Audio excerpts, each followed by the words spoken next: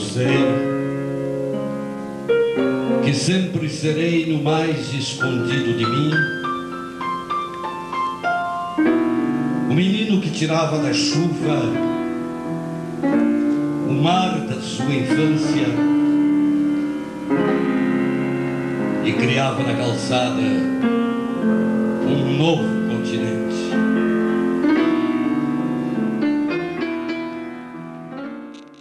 Pedro, Mauá, Duarte, Pinto, Freire. Esse era o nome completo do Freire, que depois adotou o Júnior, Pedro Freire Júnior. O Freire costumava dizer que ele era um índio da fronteira, nascido nas margens do rio Uruguai, na divisa com a Argentina, na cidade de São Borja. São Borja, que além de ter sido terra natal do Freire, por sorte, é também a terra natal de figuras ilustres da história brasileira, como Getúlio Vargas e João Goulart. Mas, sobretudo, é a terra natal do Freire. No Colégio Santa Maria, onde o Freire estudava, na sala de aula dele, fundaram um grêmio literário, basicamente para declamação de poesia. E em casa ele pediu para o pai dele que o ensinasse a declamar uma determinada poesia. Assim foi feito. E num dia que havia uma competição ou algo semelhante de declamação de poesia na sala de aula, ele foi o último. E antes dele, todos os outros declamaram uma poesia. O Freire não. O Freire teatralizou a poesia. Mais tarde, ele transferiu-se para o Colégio Olavo Bilac. E lá fez parte do teatro da escola, sob a direção da professora Edna May Cardoso. E eu, que era aluna do Bilac, então, pude vê-lo pela primeira vez no palco do auditório lá da escola Olavo Bilac, declamando. E foi uma coisa que me surpreendeu, me chamou muito a atenção e até me espantou um pouco, porque eu, que também declamava, que era uma meninazinha assim metida declamadora e estava sempre no palco do Bilac, eu declamava as poesias mais tradicionais, mais no estilo clássico de poesia. E aí o Freire chega com a poesia moderna, que era uma coisa que eu pessoalmente nunca tinha ouvido ninguém declamar. Eu me lembro que ele declamava um poema chamado A Moça Caiu no Mar, cujo autor acho que era Mário de Andrade. Então, aquela poesia diferente, totalmente fora dos cânones tradicionais, né, do texto poético, me chamou a atenção, inicialmente até me chocou, mas também me impressionou muito bem. Nessa mesma época, no ano de 1956, ele começou a se dedicar ao teatro e teve a sua primeira experiência com o espetáculo O Bobo do Rei, de Joraci Camargo, no Teatro do Estudante, dirigido por Setembrino Souza. O final da década de 50 também marca o surgimento de outra paixão do Freire, o rádio. Foi num local mais ou menos como esse, um estúdio de rádio, onde eu conheci e convivi a maior parte dos meus 50 anos de convivência, camaradagem, companheirismo com o Pedro Freire Júnior. Na verdade, eu conheci o Pedro por volta de 1956, acredito que 56, sim, logo após a inauguração da Rádio Santamariense, onde ele participava, juntamente com a Ruth Farias e alguns outros atores, de sketches que surgiam durante um programa chamado Audições Copacabana, que era apresentado pela Rádio Santamariense no seu auditório, um pequeno auditório, ali na sua sede de muitos anos, no edifício da Caixa Econômica Federal. Esse programa era com a orquestra da dona Betânia Andrade, que era Copacabana Serenaders. E o programa se chamava Audições Copacabana. Nos intervalos entre as músicas apareciam esses sketches. Foi aí que eu vi o Freire pela primeira vez. Depois nós então fizemos rádio-teatro juntos, primeiro na Rádio Membuí, e depois na Rádio Santa Mariense, fizemos parte do primeiro elenco de rádio-teatro da cidade, era assim que se chamava naquele tempo, né? Inspirados num programa de rádio famoso nos meados dos anos 60, por aí, que se chamava O Céu é o Limite, programa de perguntas, respostas, etc. Nós também criamos um similar aqui em Santa Maria e chamamos de Sua Majestade a Pergunta. E esse programa foi apresentado pelo Pedro e eu no auditório da Rádio Membuí. A Rádio Medianeira sempre foi caracterizada assim como a equipe jovem. Existia um conjunto de jovens estudantes, entre eles o João Gilberto Lucas Coelho, o Renan Rademacher, o Gilberto Freitas Silveira e o Freire, já formado como advogado e tal.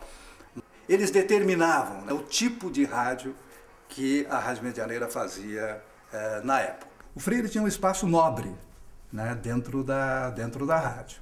Ele tinha um programa das 10 da manhã até o meio-dia, em que, essencialmente, ele só tocava música popular brasileira.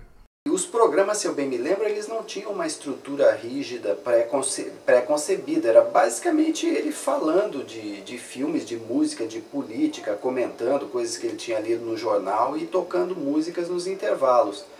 E eles eram muito ouvidos. Se eu não me engano, alguns chegavam a ter 80%, 90% de audiência naquela faixa de horário. E acabaram virando referência de toda pessoa que vinha, todo artista que vinha se apresentar em Santa Maria passava por lá. Pedro Freire Júnior soube fazer um rádio de qualidade nas diversas emissoras que trabalhou e soube aliar aquilo que talvez, se nós olharmos lá nas bonitas aulas que tivemos no curso de comunicação social, qual foi a origem da rádio no Brasil? Era para ser uma rádio educativa, uma rádio voltada para aquilo que nós chamamos hoje de valorização da cidadania, de uma cidadania consciente, de uma cidadania crítica. E o Freire soube fazer isso nos seus programas de rádio. Mas o teatro continuava em seu sangue. Em 1958, junto com Vilde Quintana, apresentaram pela primeira vez no interior do Rio Grande do Sul um espetáculo em palco de arena. Foi a peça O Homem da Flor na Boca, que aconteceu no antigo restaurante Casbah, na Galeria Chamy, onde hoje é o Café Galeria. Eles queriam fazer um teatro mais engajado politicamente e que contrariasse o modelo tradicional de se fazer teatro no Rio Grande do Sul. Com a ida de Vilde Quintana para Bagé no ano de 1961, Edmundo Cardoso convidou Freire a fazer parte de seu elenco. A peça apresentada foi a Farsa do Caixa que foi até a esquina.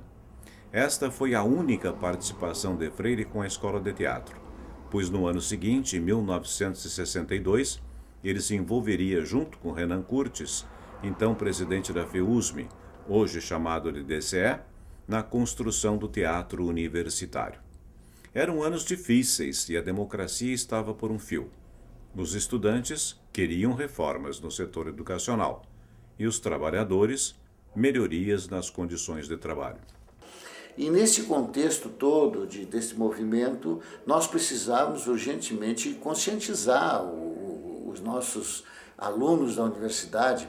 E aí, nesse momento, surge a figura do Pedro Freire, que já era conhecido em Santa Maria como um grande intelectual, como um grande diretor de teatro, ator de teatro, um declamador excepcional, premiado em diversos encontros e concursos. E eu escolhi o Freire para ser o diretor do nosso teatro. Para a inauguração do Teatro Universitário, Freire convidou o embaixador Pascoal Carlos Magno, que era uma espécie de mecenas do teatro brasileiro e que tinha uma grande influência no governo federal daquela época. E o Freire teve a felicidade de escolher a peça Eles Não Usam Black Tie, que foi uma peça, como todo mundo sabe, é uma peça de conotação política, que prega a solidariedade, prega a unidade do movimento social. Mais tarde, por pressões políticas por parte dos novos donos do poder, Freire foi afastado da direção do Teatro Universitário, que pouco depois foi definitivamente fechado e transformado em boate, a Catacumba, que é a boate do DCE. Se nós olharmos a história da cultura em Santa Maria, eu diria, naquilo que a memória, sem nenhum apontamento mais rigoroso me permite, eu diria que durante todos os anos 60, os anos 70, os anos 80, até a sua morte, o Freire teve uma grande participação. Nos anos 60, toda a atividade ligada ao teatro, e aí certamente ele participou daquele grupo Vanguarda de Ação Cultural, onde estava o Pedro Freire Júnior, o Tarso Fernando Genro, o D'Artagnan Agostini, Carlos Alberto Robson, Elisier Pacheco, Luiz Alberto Rodrigues e tantos outros. E depois, na sequência desse grupo, veio a nova geração de pessoas ligadas à arte, à cultura e à política em Santa Maria. Eu conheci o Freire Júnior na década de 60, naqueles anos difíceis, 64, 65. Eu tinha sido presidente da USE e com o fechamento do Teatro Universitário, acredito que foi Flávio Cássio, que já era amigo há mais tempo do Freire Júnior, o colocou em contato conosco. Nós tínhamos um grupo de jovens secundaristas muito preocupado com a questão cultural e passou a integrar juntamente conosco o grupo de vanguarda cultural, que se aliou depois a outras instituições, formando a Tríplice Aliança Cultural.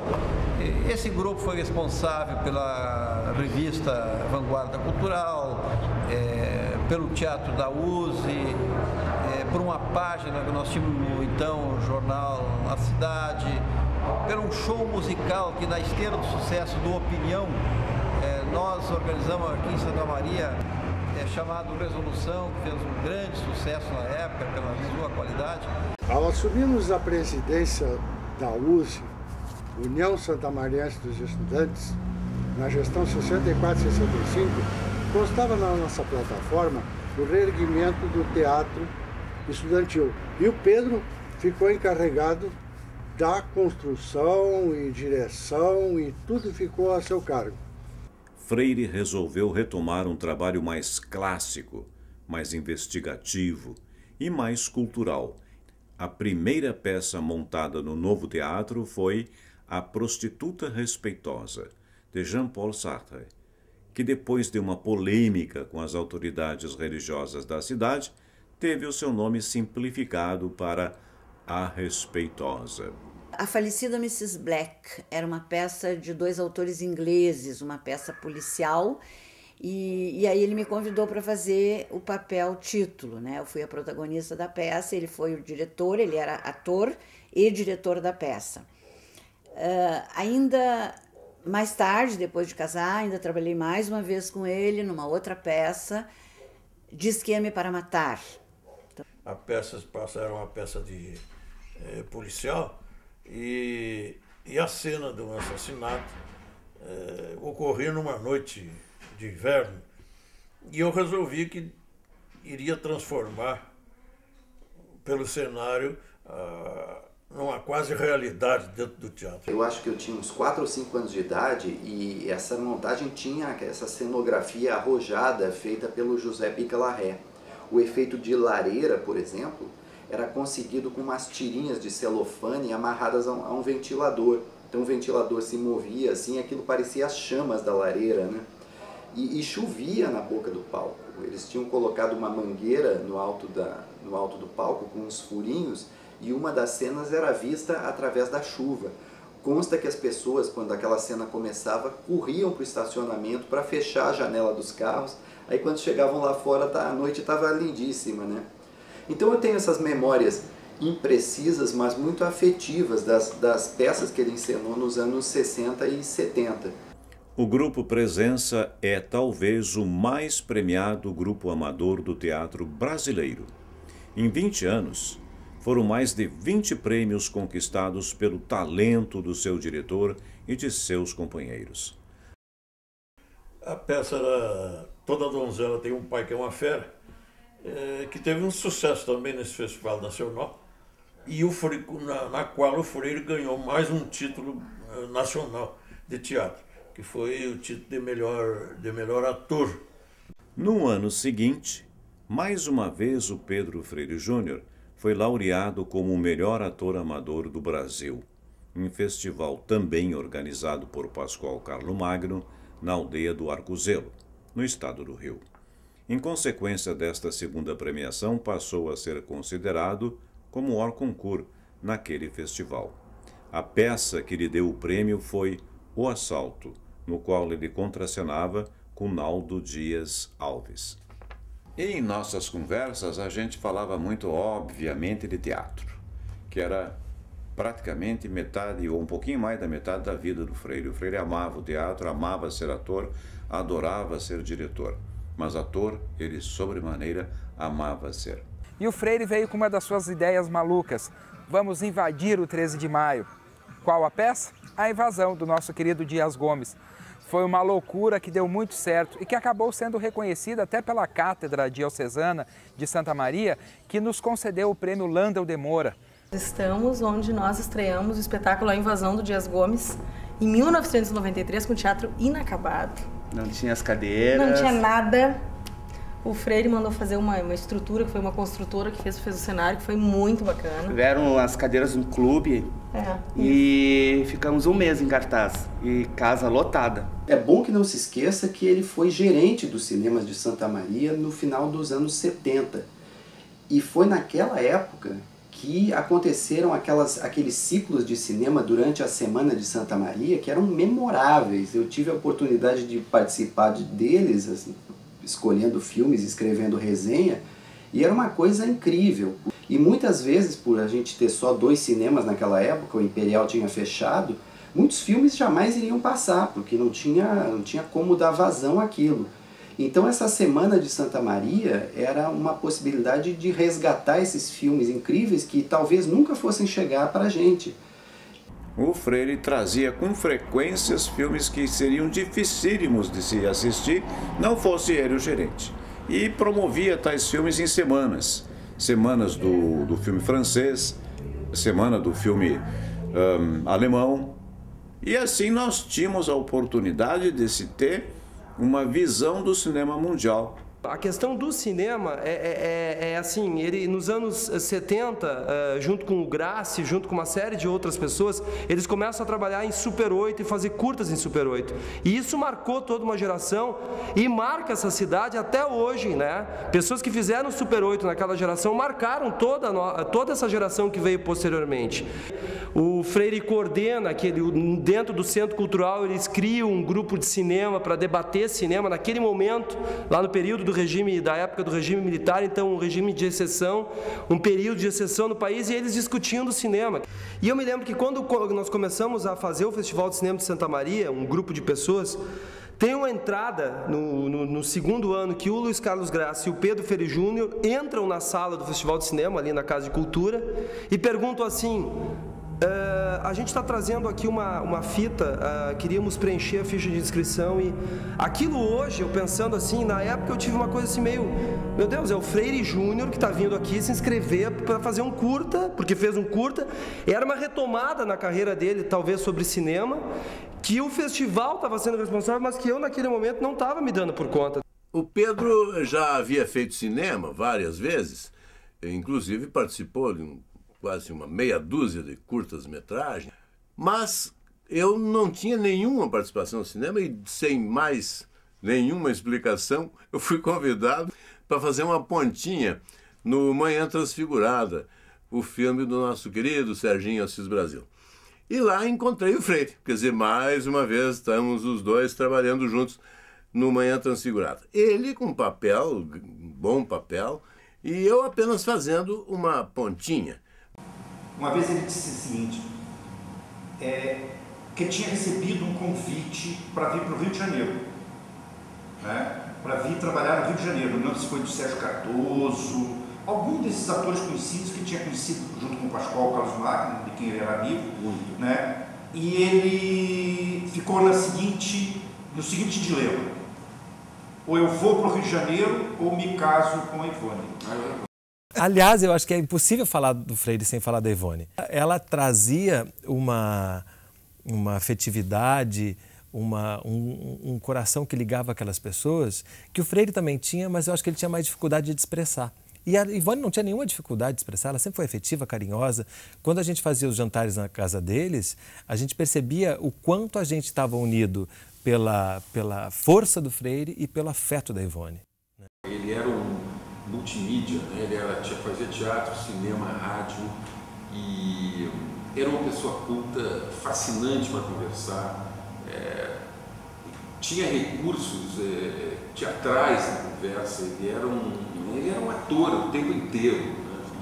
E eu tenho uma saudade enorme daquele tempo, tenho saudade de mim, saudade do Freire, saudade de nós, na verdade. Essa saudade ela vai me acompanhar a vida inteira. Pedro Freire Júnior, não só como radialista, não só como escritor também, os seus textos foram poucos, mas de muita qualidade. Ele foi participante do Conselho Municipal de Cultura e no exercício desta função ele sempre tinha aquela verve dele, muita ironia, mas muita lucidez no exame e nas propostas da cultura de Santa Maria. Ele pensava a cultura de Santa Maria, ele era um ícone da cultura de Santa Maria. E o Pedro, conquanto deva ser ressaltada essa importância do artista, do homem ligado ao teatro, como ator, como diretor, do homem apaixonado por cinema, do homem que fez rádio com emoção, do homem que enveredou pelos caminhos da literatura, o Pedro tem uma importância que transcende, digamos, esses aspectos formais da cultura. Porque, como raras pessoas que eu conheci, o Pedro era um inquieto, o Pedro era um intelectual assoberbado por essas inquietações que fazem com que os artistas deem vazão a alguma coisa que a gente às vezes não sabe explicar bem qual é a origem. E nesse sentido, a contribuição do Pedro para a vida cultural de Santa Maria é absolutamente relevante, quase inigualável.